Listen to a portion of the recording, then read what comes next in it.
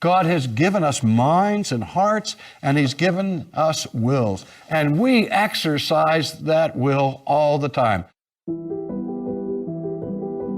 We're not robots. Robots don't have minds. Robots don't have wills. We're human beings. We make choices. That's why we're in trouble.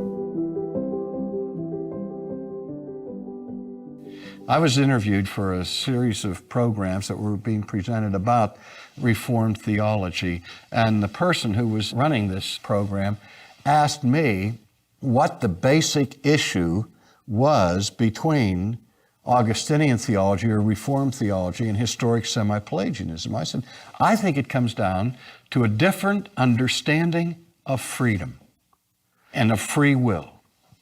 I think the principal problem that people have with divine sovereignty, with divine election, is immediately they say, well, we believe that man has free will. Well, I don't know any Augustinian in all of church history who didn't strongly affirm that we have free will. We are volitional creatures. God has given us minds and hearts, and He's given us wills. And we exercise that will all the time. We make choices every minute of the day. And we choose what we want. We choose freely. Nobody's coercing us, putting a gun to our head. And we're not robots. Robots don't have minds. Robots don't have wills. Robots don't have hearts. We're human beings. We make choices. That's why we're in trouble with God.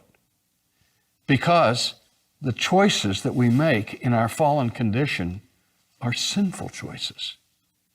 We choose according to our desires, which are only wicked continuously, the Bible tells us.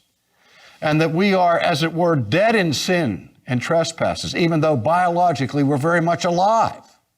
And we're walking according to the course of this world, according to the prince of the power of the air, fulfilling the lusts of the flesh is what the Bible tells us. And so the Bible makes it very clear that we are actively involved in making choices for which we are responsible and which expose us to the judgment of God.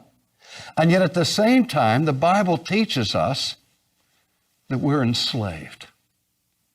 We're free from coercion, but we don't have what Augustine called royal liberty. We're not free from ourselves. We're not free from our own sinful inclinations and our sinful appetites and our sinful desires. We're slaves to our sinful impulses. That's what the Bible teaches us again and again and again. The humanist doctrine of free will, the pagan view of free will, says that man is free not only from coercion, but man is free in the sense that his will is indifferent. It has no predisposition or inclination, bias, or bent towards sin. Because the pagan and the humanist deny the radical character of the fall. But the Bible teaches us that we are fallen creatures who still choose and make decisions, but we make them in the context of our prison of sin.